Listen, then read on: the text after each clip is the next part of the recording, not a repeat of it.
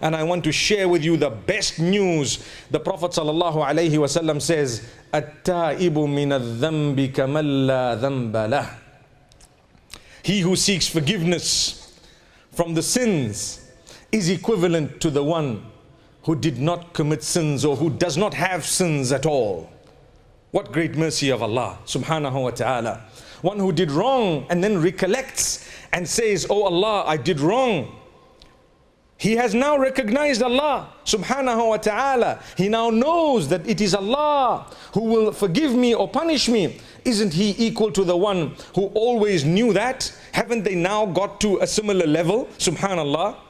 A person who has 500,000 pounds or $1 million is now known as a millionaire.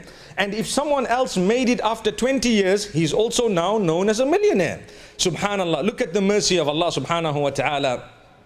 May Allah subhanahu wa ta'ala forgive every single one of us.